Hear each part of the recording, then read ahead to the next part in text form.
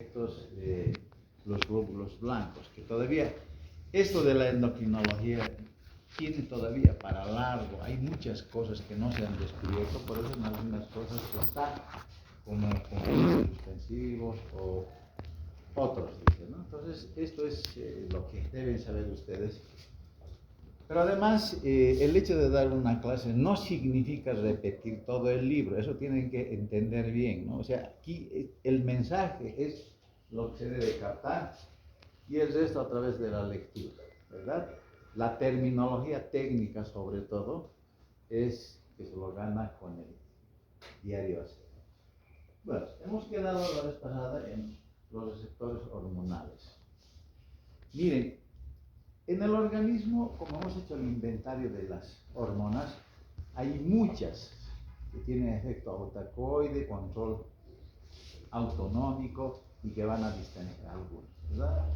Entonces es todo un mundo de hormonas, pero que es como una llave que le hace solamente a un candado, a una chapa, etc. No puede otra llave abrir. No tiene que ser específico, aunque en algún momento puede haber una acción cruzada con alguna. He ahí el problema de las enfermedades. Así que eso es determinante para cuando estamos hablando de las hormonas. No quieren.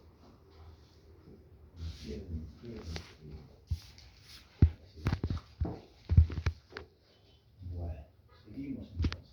Aquí tenemos una vista general de lo que son estos receptores. De entrada, hay tres tipos de receptores, aunque estas dos últimas parece que son únicas, las que comparten estos los receptores citoplasmáticos y nucleares. De entrada, hay receptores de superficie de membrana, receptores de membrana, primera cosa. ¿Quiénes actúan de esa manera, de esa forma?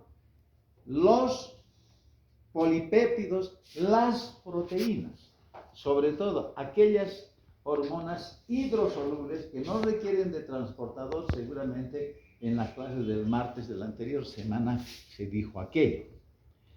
Estas requieren de receptores de membrana, porque como son hidrosolubles y la membrana celular tiene lipoproteínas, por lo tanto la propiedad de hidrosolubilidad no les permite atravesar eso, a diferencia de las hormonas liposolubles que por su propiedad atraviesan libremente y cumplen las acciones fisiológicas dentro del citoplasma, terminando en ambos casos, cuando me refiero además a las hormonas tiroideas, a nivel nuclear, para inducir a la síntesis proteica respectiva de las células. Este es el tema. Entonces, nos acordamos, ¿no es cierto? Receptores de membrana, ahí están, proteicas, polipeptídicas y las catecolaminas, que falta describir acá. Citoplasmáticos, hormonas esteroideas, fíjense, y las nucleares. No tengo como para hacer el como verán ustedes acá,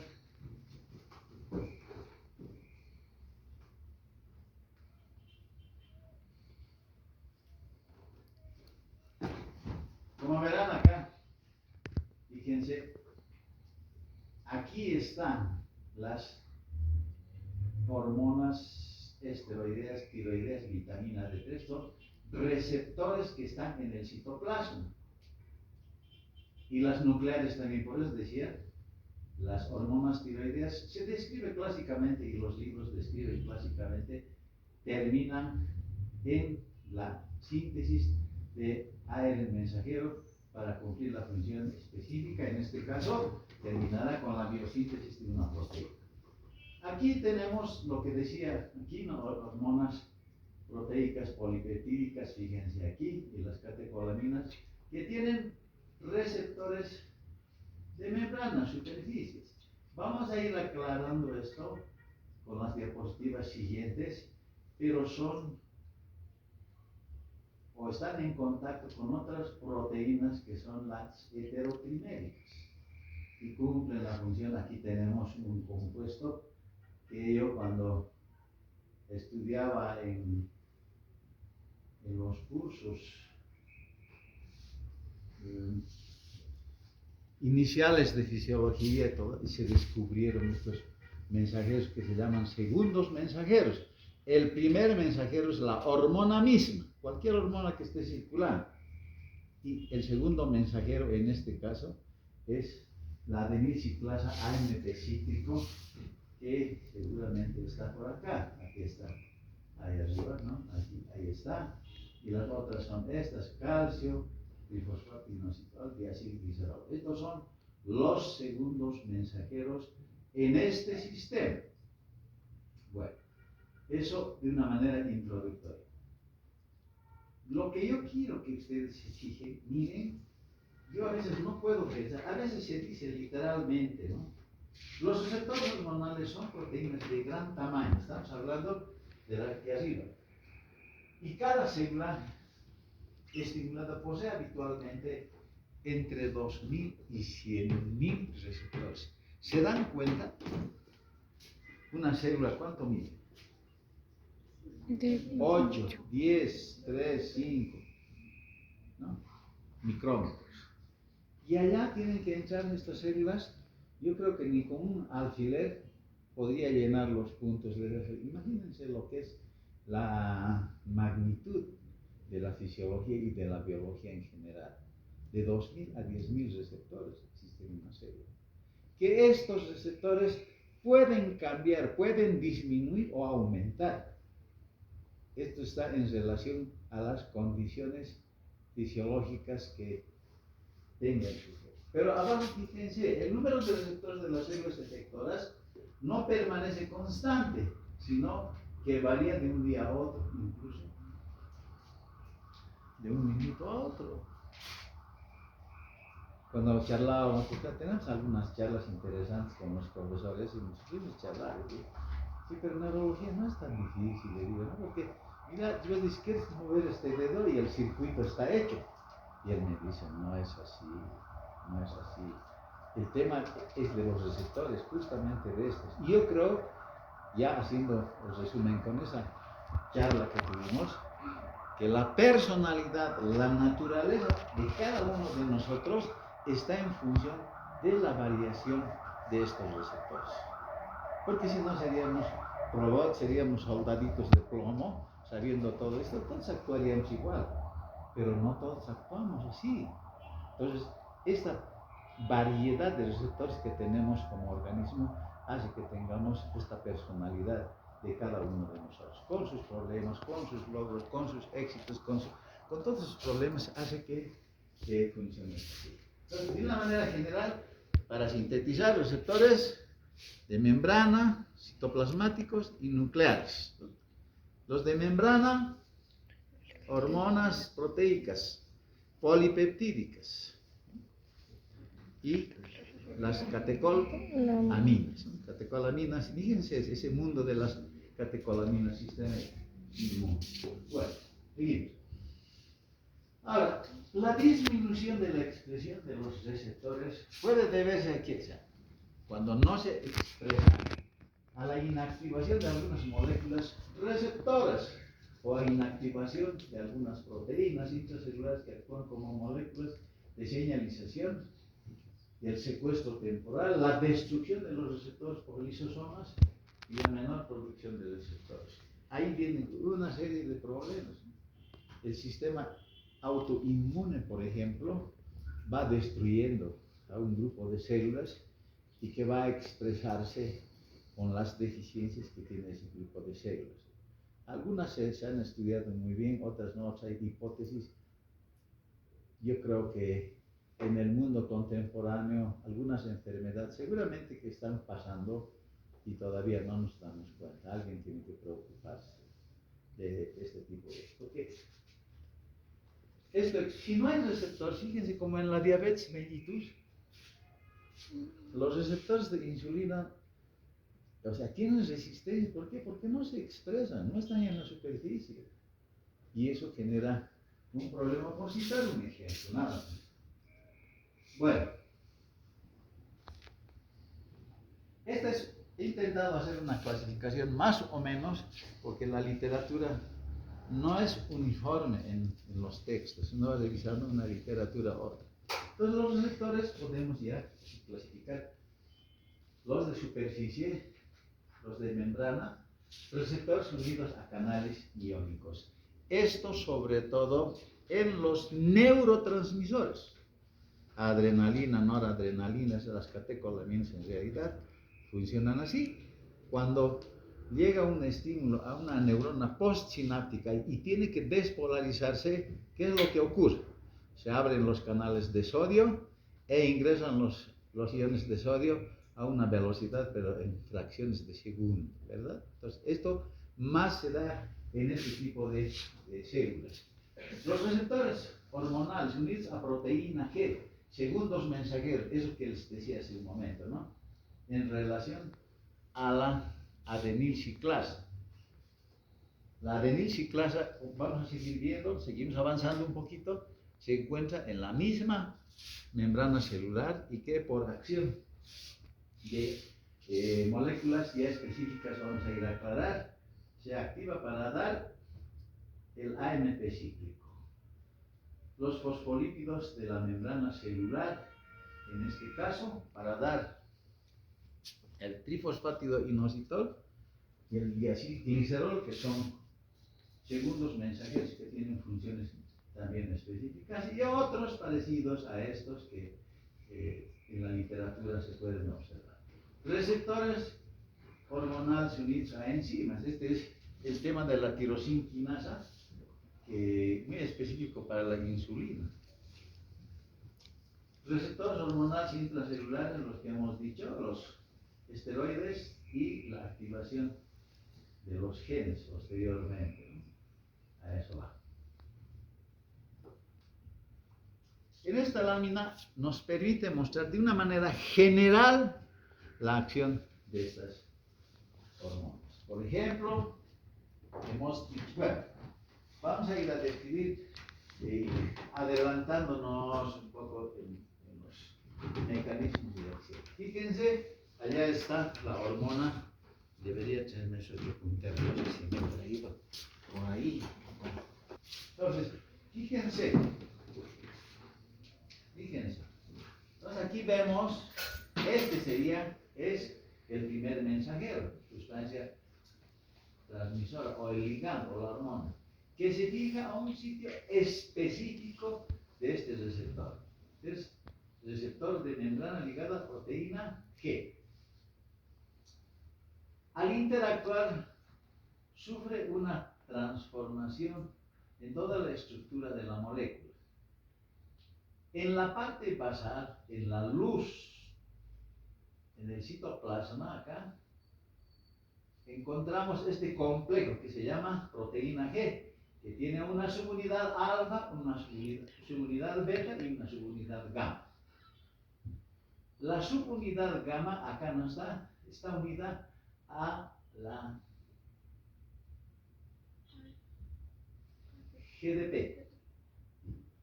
Esta GDP se disocia y se une a GTP, que se forma ya en una subunidad alfa S. Aquí es subunidad S, que en este caso se trata de un neurotransmisor, este producto, así que va a producir la movilización a través de canales de iones. En este caso es el potasio el que se está movilizando, pero puede ser también para los iones de sodio, dependiendo del caso. Otra función, como ven acá, de la misma forma, una situación 2, aquí está la adenilciclasa, lo que hemos visto hace rato, toma una molécula de ATP y convierte en AMP cíclico, que es el segundo mensajero. O también puede ser, como dice GTP, para convertir en GMP cíclico. Estos son mensajeros intracelulares que van a generarse en la misma membrana celular. Un tercer ejemplo, una tercera acción en forma general, activa una o más enzimas intracelulares. activadores químicos celulares específicos. O sea, hay mucho de esto. Para tener un ejemplo, podemos tomar la insulina, etcétera, etcétera. Aquí, esta célula misma activa la transcripción genética. Esto es hasta el núcleo. Entonces, esas son las funciones en general que produce estos receptores unidos a proteína G. Si hay alguna duda, por favor me lo dicen, para que no se pierdan en el contexto. En realidad, cuando hablamos de estos receptores, aquí se grafica así, pero en realidad son este tipo de moléculas. Aquí está lo mismo, fíjense, alfa, beta, gamma. Fíjense cómo la A, lo que decía hace un momento, está unida a la GDP. Esta GDP se separa con este producto. Aquí está inactivo porque no tiene receptor. Y aquí está con su receptor ya, y la hormona, entonces va a cumplir eso. Fíjense cómo se activa en GTP. ¿Qué es GTP? GTP, y esta es la molécula alfa activada que va a interactuar con este compuesto. Esto es, sigue aclarando las figuras que estamos viendo.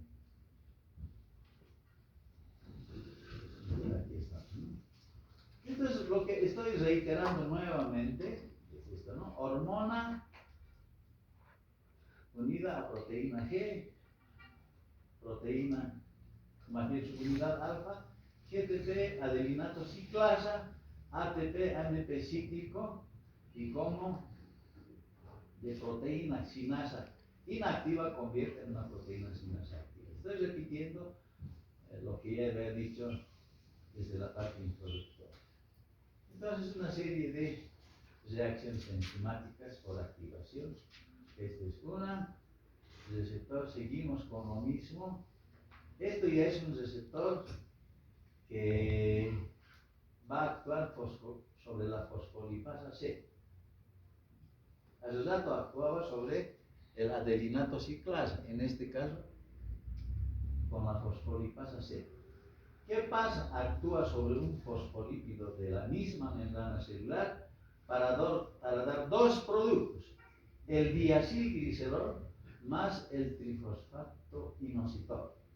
Entonces, ambos se constituyen en segundos mensajeros. Miren cómo abandona la membrana celular, y el trifosfátido inositol como mensajero actúa sobre el retículo endoplasmático para la liberación de calcio. El calcio va a generar una respuesta celular. Ya eso se ha visto cuando se hablaba de la secreción de ácido clorhídrico, ¿no?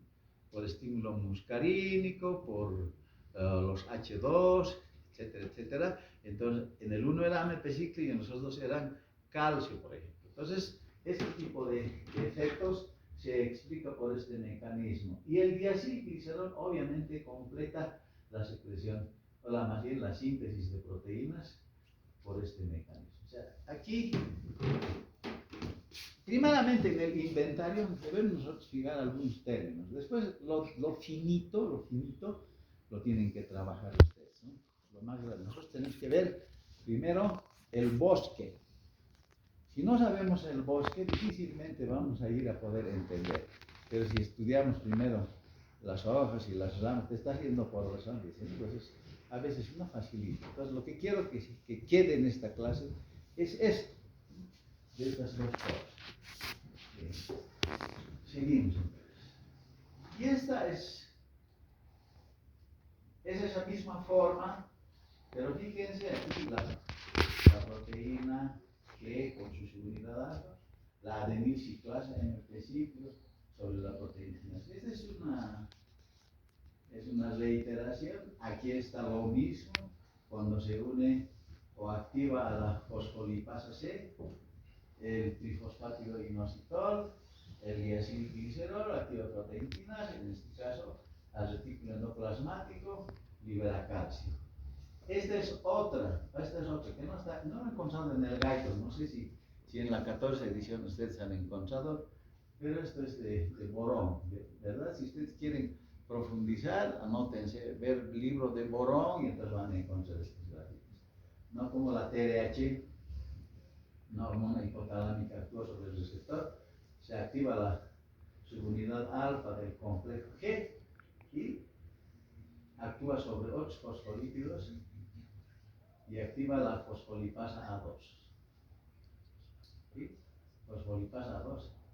Y la fosfolipasa A2 es responsable de la biosíntesis de las prostaglandinas. Aquí dice metaboliza el ácido araquidónico, ¿no? Pero es, en última instancia, interviene en la biosíntesis de las prostaglandinas, que son importantes en los procesos inflamatorios. Las prostaglandinas no solamente intervienen, tienen un efecto vasoconstrictor, tienen un efecto vasodilatador. Hablar de las prostaglandinas, sí, su efecto vasoconstrictor, como el tromboxano A2 tiene un efecto vasoconstrictor, por ejemplo. Entonces, así las prostaglandinas tienen diferentes efectos. Depende de la situación, de las condiciones en que se encuentra el sujeto para determinar una serie de respuestas de acuerdo a la situación en que uno se encuentra. Bien, esto, ahí tienen las hormonas que actúan por ese mecanismo. Esta es la TDH, esta es la hormona antidiurética y esta es la hormona paratiroidea. ¿Sí? Eso es, y aquí tenemos también unida la proteína G, pero en este caso son ¿qué? Son catecolaminas. Y las catecolaminas, fíjense en este caso la adrenalina en su forma beta 1, beta 2 y la dopamina tienen la misma acción sobre la proteína y acá donde está la unidad alfa, aquí hay una S, esa S quiere decir de estimulación, ¿no? Del inglés esta, ¿no? Eso, y fíjense cómo activa estas tres vías por la adenilciclasa, adenilato ciclasa. Ahí está, otra vez, ¿no? ATP más MPC. Y esta es la variante.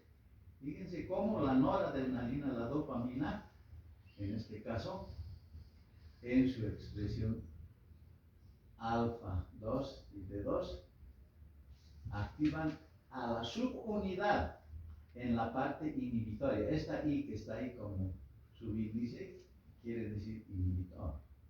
Entonces inhiben a la adenilciclasa. Fíjense, tienen un efecto contrario. Entonces, estas gráficas hay que trabajarlas muy bien, porque cuando se hace uso, por ejemplo, de fármacos, de estos, entonces se va aprovechando su efecto que va a ser de beneficio para ciertos pacientes que tienen indicación. Luego acá tenemos la noradrenalina, que también tiene una función de activar a la fosfolipasa C, ¿sí? Para generar estos dos mensajeros que hemos mencionado. Fíjense, o sea, se arma una complejidad grande de estos receptores. Son algunos ejemplos de los cientos de miles que hay, cada célula tiene su particularidad. Esto a saber. Son los receptores citoplasmáticos nucleares. Aquí fíjense, hemos dicho, ¿no? ¿Qué tipo de hormona se da? Un ejemplo, a ver. ¿Ah? Fuerte. ¿Ah? Para nuclear, ya. Para citoplasmático. Esteroides. Ejemplos de esteroides. Hormonas esteroides. Cortisol. Hormonas sexuales. Vitamina D también. ¿Qué más? Aldosterona, ¿no? Dihidroepiandrosterona, hemos dicho, sulfato. Entonces, todas las hormonas de la corteza suprarrenal, estoy diciendo, todas las de la corteza son derivados del colesterol, del ciclopentano peridrofenantreno, que es la base del colesterol, y estas hormonas ingresan a las células sin tocar la puerta, se pasan directamente. Reitero una vez más, estas células en su síntesis no se acumulan. Por lo tanto, también en los receptores tampoco necesitan de receptores, tampoco van a poder acumularse. Entonces, por difusión simple, esta puede ser una molécula de cortisol que va al citoplasma y tiene un receptor citoplasmático. El complejo receptor y hormona migran por los poros hacia el núcleo celular, interactúan con el ADN para generar RNA mensajero, y este RNA mensajero es leído por los ribosomas para sintetizar proteínas. El camino más corto ocurre con las hormonas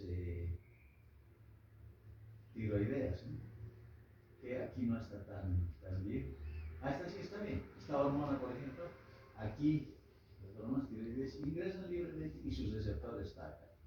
Entonces seguimos en la lógica, ¿no es cierto? Receptores de membrana, receptores intracitoplasmáticos y receptores nucleares. El camino después continúa, al igual que las hormonas esteroideas, hasta la síntesis de proteínas específicas que tienen estas células. ¿Qué más tenemos? Estas son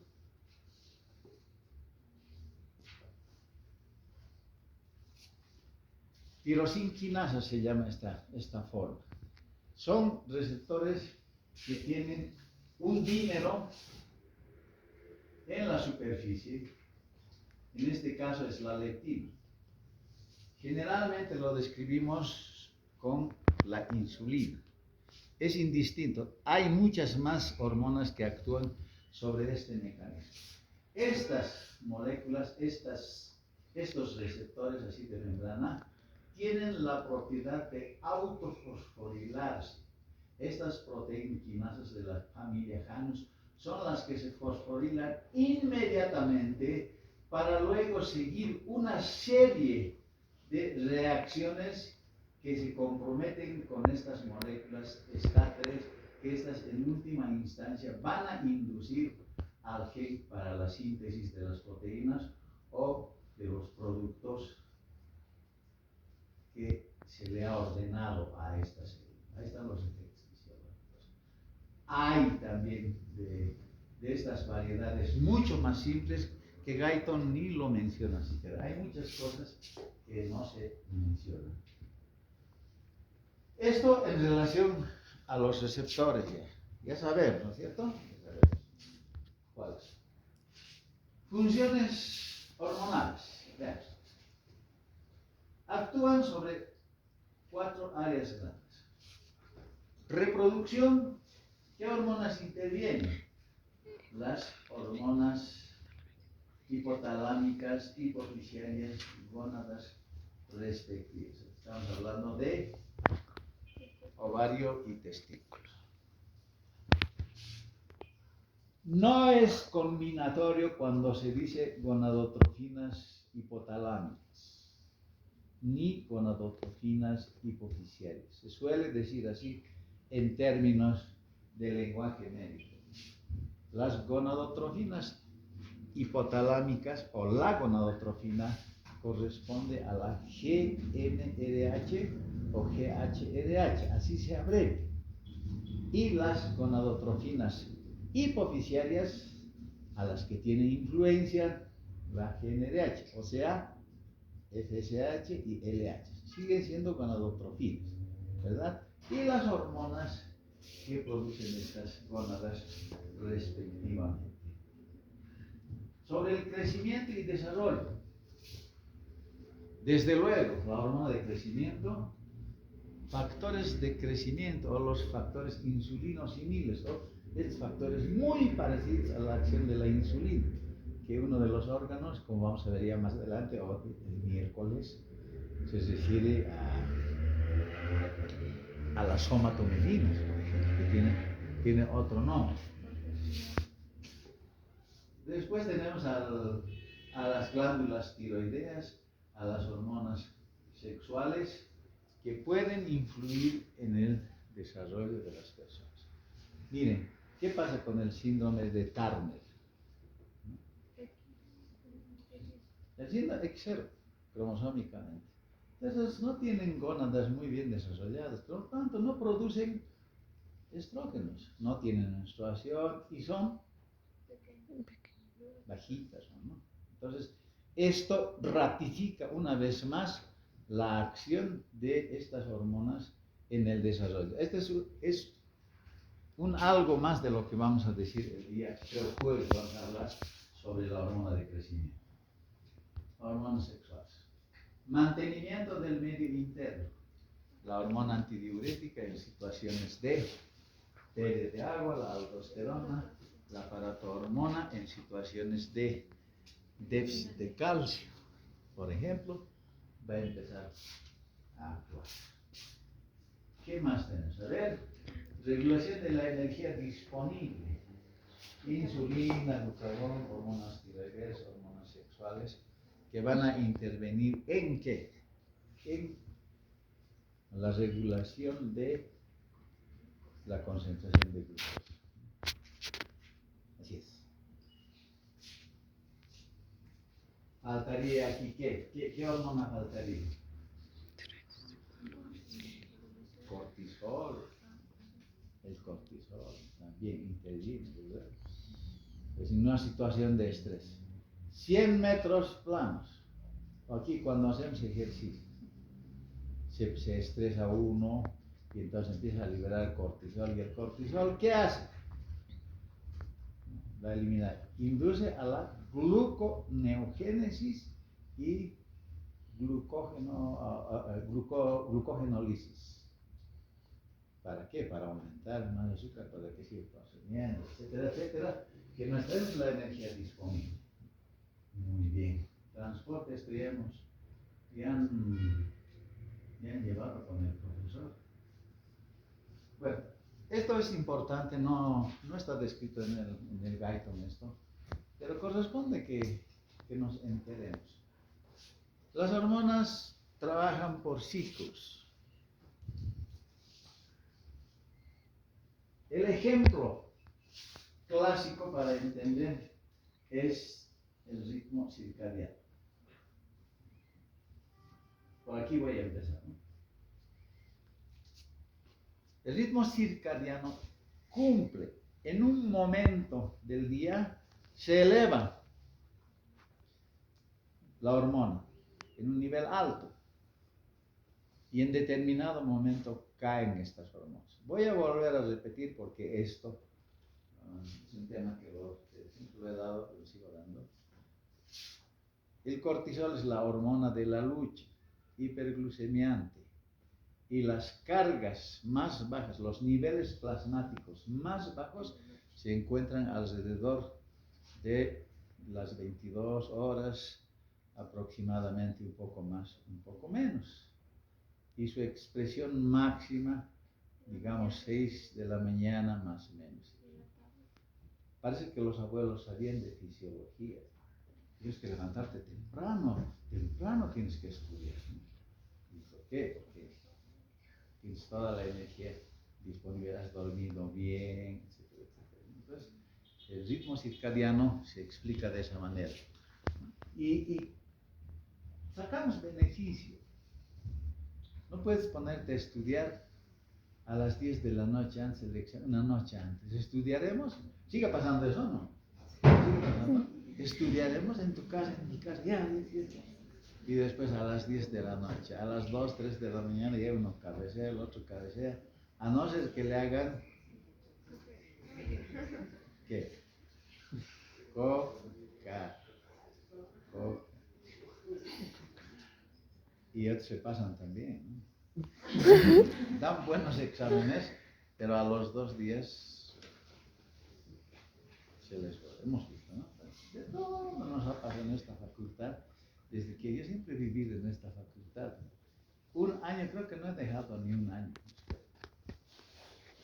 En toda la facultad he sido auxiliar cuando estaba egresando, en junio egresé, ya había ganado la auxiliatura para todo el año. O sea, seguía asistiendo. Creo que unos 6 meses he dejado la facultad por la provincia. Y después, al siguiente año, por el de arriba, usted se queda y me he quedado desde ¿sabes? ¿No? Entonces, conocemos estas cosas de detalles de los estudiantes, cómo estudian, cómo... Alguna vez charlamos, ¿no? Con amigos, ahí pasa esto, pasa, nos cuentan también sus problemas. Entonces, es importante conocer el ritmo circadiano porque así ustedes pueden acomodarse. Ahora, este ritmo, hay mucho para hablar. Por ejemplo, los pilotos en 3 días pierden este ritmo circadiano. De repente salen 8 de la mañana y están llegando a las 8 de la mañana de otra ciudad, pues ya tienen que estar durmiendo, ¿no? Y vuelve, etc. Una serie de cosas. Pero en 3 días se altera el ritmo circadiano. O los que trabajan en los hospitales, trabajan en la policía, en las oficinas de tránsito, toda la noche, todo el día están trabajando. Entonces, hay que pensar también qué es lo que pasa con estos señores con relación al ritmo circadiano. Y los ciegos no tienen ritmo circadiano. Entonces quiere decir que está en relación con la luz, oscuridad. Ya tienen muchos otros componentes. Entonces, si esto es así, hay un mecanismo de control de secreción. Cada hora se llama esto ritmo circadiano. Este es circadiano, este es circadiano. Y cuando el ciclo se completa mayor a 1 y menor a 24 horas, ritmo ultradiano. Y no está en el gaito, así que lo voy a hacer desaparecer y nunca más voy a mostrar esto. Esos son mecanismos de retroalimentación positivo y negativo. Veamos a ver. ¿Qué es lo que pasa? Las hormonas se liberan parasitaria, hipotálamo, voy a hablar de la TRH, hipófisis, TSH y glándula tiroidea T3 y T4. Ese ejemplo voy a explotar. Les dije en la clase inaugural. Cuando un sujeto se somete a consumo de yodo bajo, todavía existía en las zonas de Sorata, cuando daba clase de nutrición, dice, vamos a ver, dice que hay todavía los cuatro, les dicen, ¿no? Que tienen bocio, y no hemos podido, algo falló, pero fui en otra oportunidad, y todavía en la plaza se logra ver. Eso sí que son un poquito más o menos, ¿eh? menos que los cretinos, ¿no? Entonces, en esas zonas la carencia de sodio, de yodo era terrible. Por eso se ha creado toda una institución, Pronalcobo, se ha creado esto. Entonces, cuando hay carencia de yodo, la glándula no tiene materia prima para trabajar. Por lo tanto, si no tiene materia prima, entonces no va a producir T3 y T4 para las funciones. Y esto va a los niveles primero, hipófisis, voy a decir, en las siguientes láminas está, ¿no? A la hipófisis y después va al hipotálamo, tocando las veces. Tengo poca hormona, por favor, ayúdenos. Arriba. Entonces dice, así tienes las hormonas están muy bajas. Entonces estimularemos a través de la TRH, TSH y inducen a la glándula a hipertrofiarse. El organismo cree que agrandando la glándula va a responder, pero como el problema es crónico, el ciclo es vicioso y por eso es que se produce. Si el bocio no es, estamos hablando del bocio endémico, estamos hablando del bocio por carencia de yodo. Por eso es que la sal yodada ha sido una bendición, o sea, que la hayan creado. Porque se ha pensado en muchas cosas, en agua, en azúcar, se ha pensado, pero como todo el mundo consume sal, entonces en este caso es un buen medio para poder aportar yodo. A veces en tono de broma, yo les digo, cuando no reaccionan bien algunos amigos, ¿no? Si tienes que consumir yodo, vos pues estás fallando.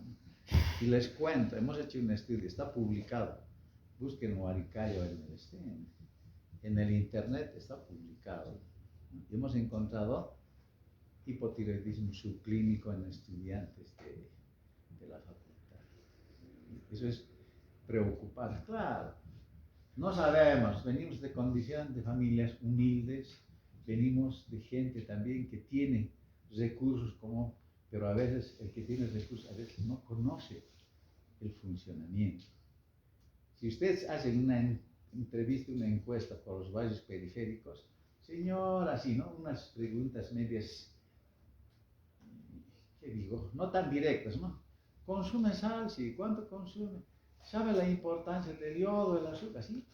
Y les van a decir que no saben para qué sirve el yodo. Si no saben para qué sirve, ¿qué utilidad le van a dar? ¿Verdad? Esto vamos a volver a repetir. Entonces, en este caso, hablaríamos del hipotálamo, de la hipófisis. Hablamos de un mecanismo largo en este caso, ¿no? Luego mecanismo corto en hipotálamo, hipófisis, y ultra corto, hipotálamo simplemente a través de la acción parágena, o sea, acción autógena, ¿cierto? Entonces, aquí están algunos mecanismos. Esto les he dicho ya, esta parte de una de las clases les he hablado de al introducir, ¿no es cierto?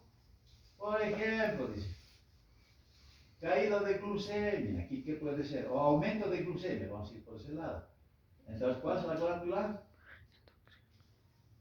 ¿Cuál es la glándula afectada? Insulina. La insulina se libera y va a producir insulina. Esta es la glándula endocrina. Células beta, producción de insulina. Y va a actuar sobre los órganos diana. ¿Para qué? Para consumir glucosa. Y como era elevada la glucemia, entonces se completa aquí y la glucemia baja. Este mecanismo de regulación no tiene control central. O sea, no va hacia la hipófisis ni al hipotálamo, sino es un circuito local corto. En cambio, este otro, fíjense, vamos a ver muchos, ¿no? Retroalimentación negativa regulada por el eje endógeno. Aquí está la hormona. Puede ser cortisol. Cortisol bajo, entonces va a ir a la hipófisis, va al hipotálamo para liberar CRH y actuar sobre la hipófisis para producir ACTH, que es esta, y la glándula, en este caso es la suprarrenal. ¿En qué capa se produce el cortisol? Fascicular. Glomerular, aldosterona, fascicular, cortisol, y la reticular, hormonas débiles. Entonces, estamos allá, periférica la hormona. Bueno, esto es ya secundario, ¿no es cierto? Entonces, estos son los mecanismos de regulación. Mecanismo de retroalimentación negativa. Porque si se eleva demasiado cortisol, ¿qué pasa? Se bloquea. Es como decir, hay demasiado cortisol, ya no, ¿para qué voy a trabajar? Yo siempre termino igual. Y ahí viene el tema de la terapia. Si es cortisol y le metemos nomás cortisol todos los días, escucha bien, si tuviéramos un sujeto con un proceso inflamatorio, voy a volver a repetir esto. Entonces le pasamos cortisol, pero los otros efectos, síndrome de Cushing, y bloquea este eje. Gran cantidad de cortisol, mecanismos de alimentación, no más ACTH, aquí no más ACTH. Y cuando se corta la hormona, entonces podemos entrar en una crisis. Por eso hay que cuidar. A veces no nos dicen, cuando uno es estudiante, los profesores con tantas preocupaciones, ¿qué hay que hacer con los corticoides? Hay que ir bajando de a poco. Ponle corticoides y bajarle de a poco. Digamos, por citar, ¿no? Unos 100 miligramos y a los 2 días unos 50. Estoy citando un ejemplo hipotético, no es esto oficial, eso van a encontrar en la literatura. Aquí el concepto general se debe entender. Van bajando ¿para qué? Para que el organismo tenga la posibilidad de respuesta. Si le voy bajando de a poco, seguro la CDH y la ACTH van a ir liberándose de a poco. Pero si corto, el organismo se encuentra en dificultades. Pero tenemos tiempo como para hacer ese análisis. Simplemente estoy ilustrando aquí estos mecanismos de control. ¿Qué más tenemos? Aquí está lo mismo, ¿no? La T3 y T4 se produce y va mecanismos de alimentación negativa a la adenohipomis para la liberación de TSH, va también a la TDH, más bien va al hipotálamo para la liberación de TDH. Este es un ejemplo muy sencillo, de lo más simple que es, bastante complejo. Y ahora vemos el mecanismo de retroalimentación positiva. Si quieren pueden anotarlo, están registrando, ¿verdad? En las grabadoras, que a veces no lo conocen. Primero, el trabajo de parto es un mecanismo de retroalimentación positivo. Segundo, en la fase preovulatoria, la relación entre FSH y estradiol, les voy a mostrar en las láminas, aumenta estradiol, aumenta FSH, aumenta FSH, aumenta estradiol, etc. Este es un mecanismo de retroalimentación. Y el otro sería este, ¿no? Esto en función a la oxitocina, no a la prolactina, por si acaso, eso que se entienda bien. Cuando el bebé es